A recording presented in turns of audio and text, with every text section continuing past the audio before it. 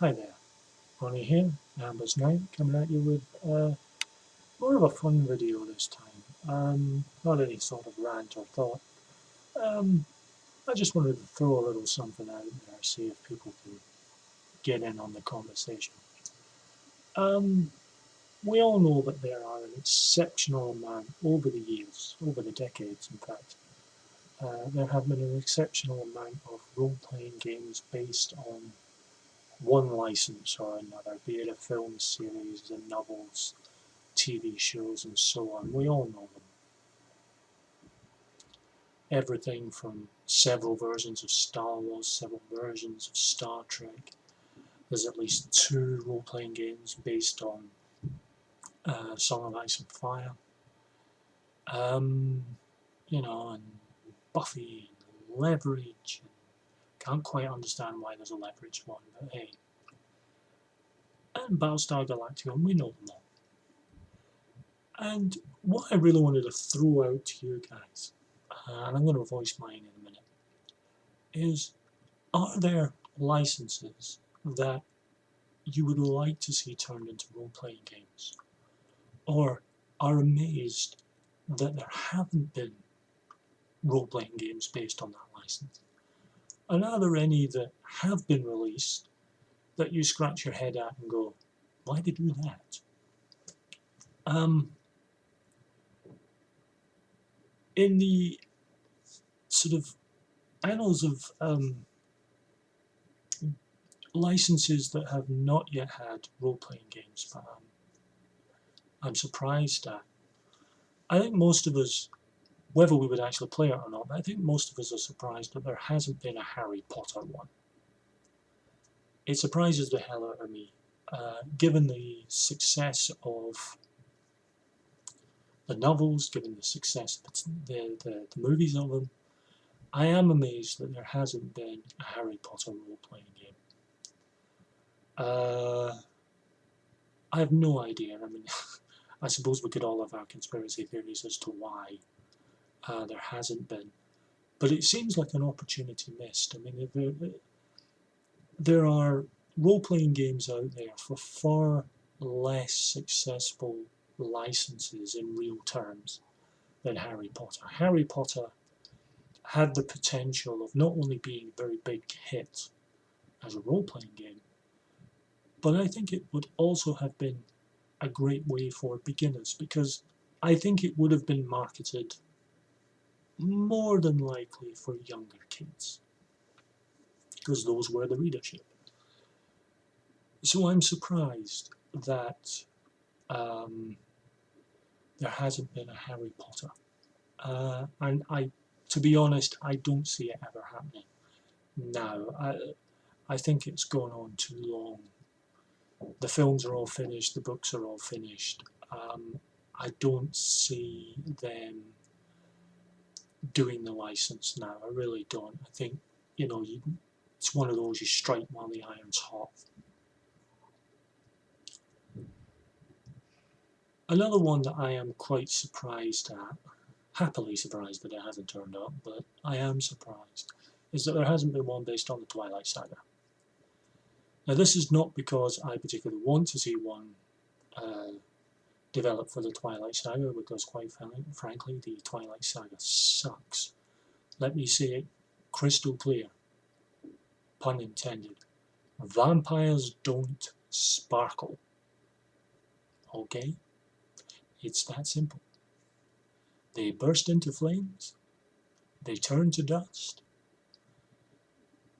we'll get on to the other one in a minute. But given again the success of those books and the success of the films, I am surprised that there hasn't been a role-playing game.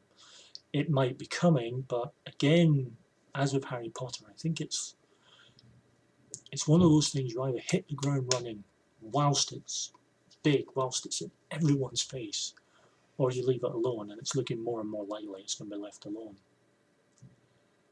It has to be said that I'm sure that there are, with Harry Potter and Twilight, I'm sure that there are fan-made RPGs out there. I'm talking about officially released ones. One that I think may very well come out is one based on True Blood. Now, whether they base it on True Blood or whether they base it on the novels, because I know there's some disparity between the novels and the TV show. But given that world, I think it's possible that they might bring out, whether they bring it out as a standalone role-playing game or whether they bring it out as a supplement for one of the rules engines, be it True20, be it D20, although I don't think it's going to be too much like D20 because the OGL's gone. Or whether it's Savage Worlds, or whether Margaret Weis decide to grab it and use Cortex, whether Eden Studios get a hold of it and use the Unisystem.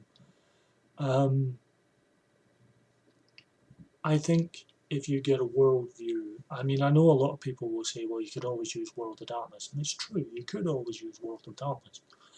A lot of these games a lot of these licensed products, you could actually jury rig a non-generic game to use. But I am surprised, and I think it might happen. I mean, there's certainly again licenses out there for less successful products than True Blood and the Southern Vampire Mysteries.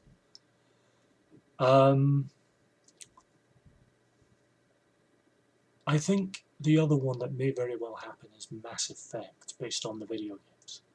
I say this not only because Mass Effect is just screaming for a big universal RPG, but also that its neighbour and cousin Dragon Age has a role-playing game. And I think if that's out and that's proving to be quite successful for Green Ronin, I can see a version of Mass Effect hitting the stalls. Now, again, whether that's Green Ronin get a hold of it and use a brand new system for it, whether they use the same system they're using for Dragon Age, whether they use the same system they're using for Mutants and Masterminds, or which is pretty much True20, whether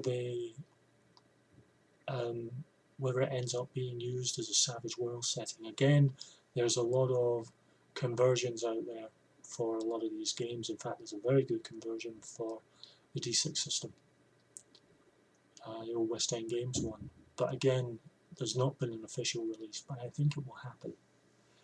The one that I must admit I did scratch the head over is Leverage. Now, I state it from the pack, I love the show. I think Leverage is great. I think it's a fun, enjoyable show. It's a ridiculously fun way to spend 40 minutes. That's if you take the ads out. But as a role-playing game, really? Now, don't get me wrong, I bought it. I bought it on PDF because I just had to look at it. I just had to look at it. I just had to see what the hell. And sure enough, it's an interesting system, but I don't think it works. The whole point of Leverage as a TV show is the amount of prep that happens with the crew as they prepare for the con, and everything is prepped, and you see a lot of that prep work in the flashback sequences at the end when you see how the con was all fitted together. The problem is that the whole point is the Mark can't know that they're being conned, or can't know the whole con. They might twig on one bit, but then you realise that the Leverage team are actually counting on that little bit being known in order to wheel them into the bigger con. What you get then is the players have to do an awful lot of prep in such a way that the GM can't know about it, because the GM, as much as he might want to react, can't react, but he might subconsciously react to something he's seen because he's hearing them prep. This seemed to have been dealt with Leverage by the use of plot points, where you can actually use a plot point to say, but they can't actually do that bit because back then I did this. But that doesn't really work because it might interfere with an overall idea that one of the other players might have. So it's very, I don't think it works. And I think it's, you know, as certain other reviewers have said, it's perhaps a license too far for Margaret Weis Productions. But, you know, kudos for doing it. So I'm throwing it out to you guys. As I said at the start, what licenses out there would you like to see? And I would like to say the other one I would really like to see is a license based on Amber Benson's Death's Daughter series. I'd love to see a license on that because I think it's an urban fantasy that could actually work. So what licenses would you like to see? What licenses are you amazed aren't out there? And what licenses out there, either just now or in the past, have you scratched your heads and went, what? I don't think so. So come back with me with your answers. I'd be very interested to hear this. There really isn't any right or wrong answers on this one. There's just interesting discussion and viewpoints. So put your comments in, let me know. And I'll be back with another video at some point.